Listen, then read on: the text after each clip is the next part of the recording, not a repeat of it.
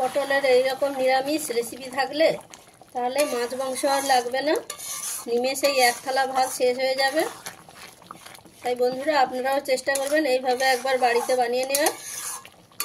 গরম গরম ভাতের সাথে খেতে কিন্তু খুবই অপূর্ব লাগে। নমস্কার বন্ধুরা, মনের মতো রান্নাতে সবাইকে স্বাগত জানাই। আশা করি আপনারা সবাই ভালো আছেন। দেখুন আজকে আবার একটা রেসিপি নিয়ে চলে এসেছি আপনাদের কাছে। আর আজকে আমাদের রেসিপি বাদাম ও সর্ষে দিয়ে পটল। আমি এই রেসিপিটা কীভাবে বানালাম আপনারা প্রথম থেকে শেষ পর্যন্ত ভিডিওটা স্কিপ না করে দেখতে থাকুন। আশা করছি আজকের ভিডিওটা দেখতে আপনাদের খুবই ভালো লাগবে। পটলের এই রেসিপিটা করার জন্য দেখুন বন্ধুরা, আমি এখানে 500 গ্রাম পটল নিয়েছি। আর পটলগুলোকে এইভাবে একটু হালকা হালকা খোসা রেখে ছাড়িয়ে নিয়েছি। নিয়ে একটা পটলকে মাঝখানে চালা করে দিয়ে 4 টুকরো করে কেটে নিয়েছি। আপনারা এখানে পটলগুলো আপনাদের খুশি মতো আপনারা কেটে নিতে পারেন। আর নিয়েছি আলু। আমি এখানে একটা বড় সাইজের আলু নিয়ে এরকম মিডিয়াম সাইজ করে কেটে নিয়েছি। তো আপনারা চাইলে এই রেসিপিতে আলুটা ব্যবহার নাও করতে পারেন। এই রেসিপিটা শুধু পটল দিয়েও বানানো যায়, তাই আপনারা শুধু পটল দিয়েও বানিয়ে নিতে পারেন। এবারে একটা বাটি নিয়ে নিয়েছি, তাতে দিয়ে দিচ্ছি 2 চামচ সাদা সর্ষে। আপনারা চাইলে এখানে কালো সর্ষে দিয়েও রান্নাটা করে নিতে পারেন। দিয়ে দিচ্ছি পরিমাণ মতন জল। জলটা দিয়ে 10 মিনিট সর্ষেগুলোকে ভিজিয়ে রেখে দেবো। এরপরে একটা কড়াই নিয়ে গরম করে নিয়েছি, তাতে দিয়ে দিচ্ছি 1 মুঠো চিনেবাদাম। দিয়ে বাদামগুলোকে খুব সুন্দর করে ভেজে নিতে হবে। এখন চিনেবাদামগুলোকে প্রায় 1 মিনিট মতন আমি ভেজে নিয়েছি। ভাজা হয়ে গেছে। আমি এবারে নামিয়ে নিয়ে ঠান্ডা করে নেব। বাদামগুলো খুব ভালোভাবে ঠান্ডা হয়ে গেছে। এবারে এইভাবে হাত দিয়ে ঘষে ঘষে বাদামের খোসাগুলোকে ছাড়িয়ে দেবো।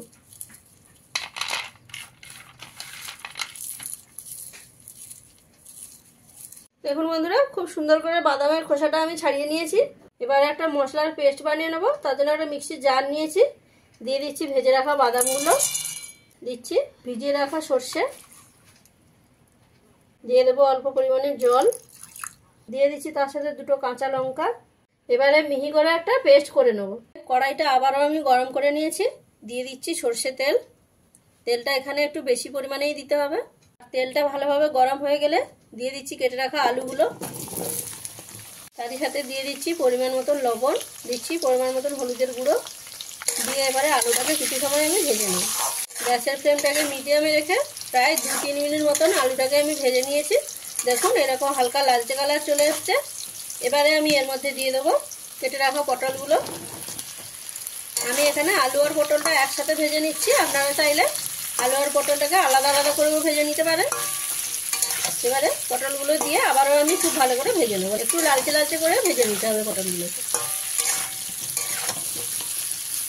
গ্যাসের ফ্লেমটা মিডিয়ামে রেখে প্রায় 4 থেকে 5 মিনিট ধরে আলু আর পটলটাকে ভালো করে ভেজে নিয়েছি। দেখুন লালচে কালার চলে এসছে। এবারে আমি নামিয়ে নিচ্ছি। ওই একই তেলে দিয়ে দিচ্ছি ছোট চামচের 1/2 চামচ কালো জিরে। তারই সাথে দিয়ে দিচ্ছি টমেটোর পেস্ট।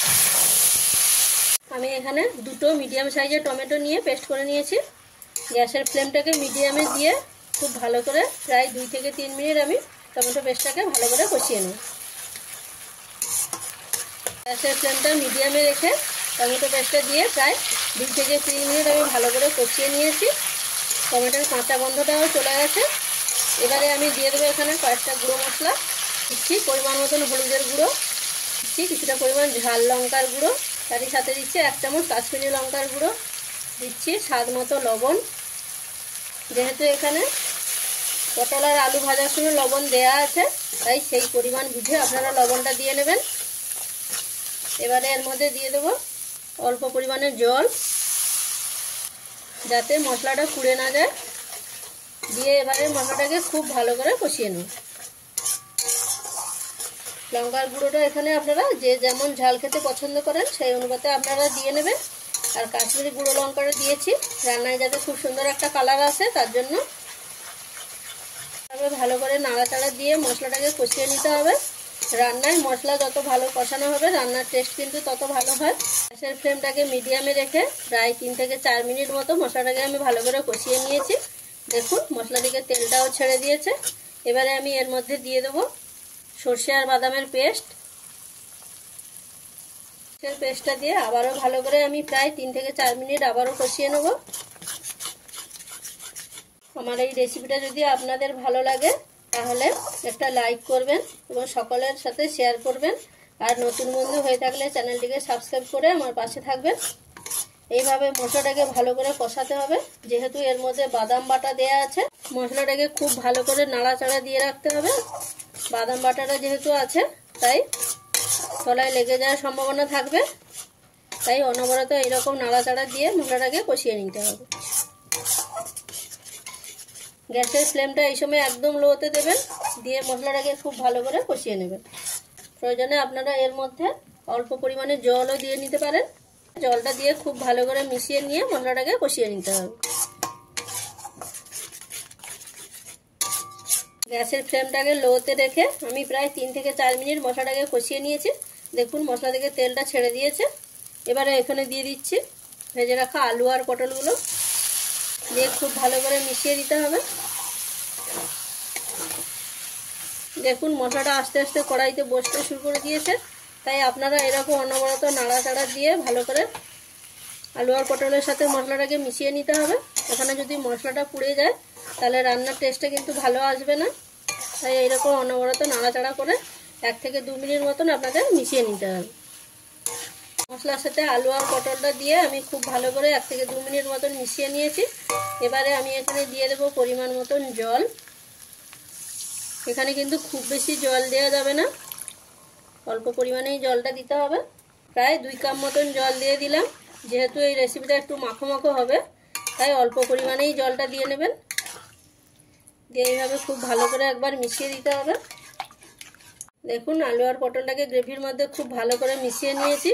যেহেতু পটলটা প্রথমে ভাজা ছিল, তারপরে আবারও মশলার সাথে 1 থেকে 2 মিনিট ভালো করে কষিয়ে নিয়েছি, তাই রান্না করতে আর খুব বেশি সময় লাগবে না, অল্প কিছু সময় ফুটিয়ে নিলেই হয়ে যাবে। গ্যাসের ফ্লেমটাকে মিডিয়ামে দিয়ে দিলাম, দিয়ে এবারে প্রায় 2 থেকে 3 মিনিট মতন আমি ফুটিয়ে নেব। এখন গ্রেভিটা খুব ভালোভাবে ফুটতে শুরু করে দিয়েছে। এবারে দিয়ে দিচ্ছি পরিমাণ মতন চিনি। এখানে স্বাদটা ব্যালেন্স করার জন্য চিনিটা দিলাম, দিয়ে একবার ভালো করে মিশিয়ে দেবো। আর মেশানো হয়ে গেলে এবারে 2 থেকে 3 মিনিট আমি ফুটিয়ে নেব। গ্যাসের ফ্লেমটা মিডিয়ামে রেখে আমি প্রায় 2 থেকে 3 মিনিট মতন গ্রেভিটা ফুটিয়ে নিয়েছি। দেখুন রান্নাটা কমপ্লিট হয়ে গেছে। তাহলে বন্ধুরা আমি যে পদ্ধতিতে আপনাদের রেসিপিটা বানিয়ে দেখালাম আপনাদের অবশ্যই ভালো লাগবে। আর ভালো লাগলে চ্যানেলটিকে একটা লাইক করে দেবেন এবং বন্ধু বান্ধবদের মাঝে রেসিপিটাকে বেশি বেশি করে শেয়ার করে দেবেন এবং কমেন্ট করে জানাবেন রেসিপিটা কেমন লাগলো। আর নতুন বন্ধু হলে সাবস্ক্রাইব করে আমার পাশে থাকবেন। তাহলে বন্ধুরা দেখা হচ্ছে আপনাদের সাথে নতুন কোনো রেসিপির সাথে, নতুন কোনো দিনে, নতুন কোনো ভিডিওতে। ততক্ষণ আপনারা ভালো থাকুন, সুস্থ থাকুন।